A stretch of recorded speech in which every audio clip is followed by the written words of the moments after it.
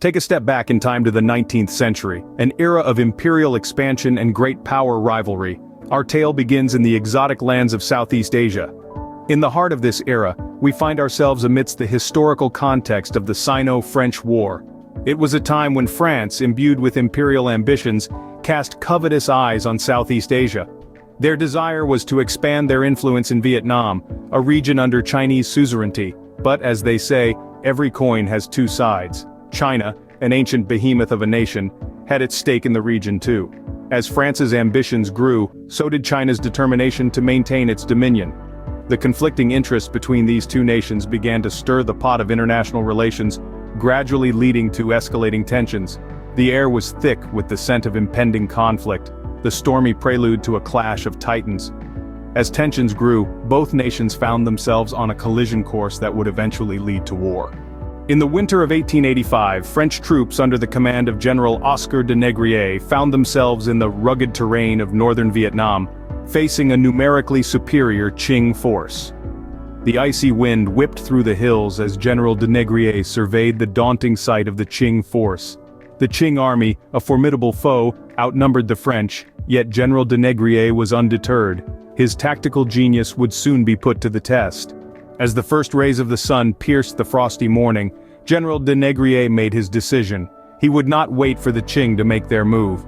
Instead, he would seize the initiative, leveraging the element of surprise.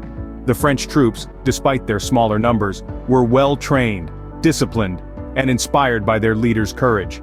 The terrain was a challenge, with steep, slippery slopes and dense undergrowth. Yet, the French soldiers pushed forward, determination etched on their faces. The fighting was fierce, the air filled with the sounds of gunfire and the cries of combat. The French troops, however, fought with a tenacity that belied their size, their bravery shining amidst the chaos of battle. The Qing force, taken aback by the French's audacity and their cunning use of the terrain, began to falter. One by one they fell, until finally the battlefield fell silent. Against all odds, General de Négrier and his men emerged victorious, marking a significant turning point in the war. The Battle of Núi Bop shook the Qing Empire and had profound implications for the region. The French victory was a turning point, dealing a major blow to the Qing forces, which were numerically superior yet outmaneuvered and defeated. This battle was not just about the victory of one army over another, but it was a testament to the strategic brilliance of General Oscar de Négrier.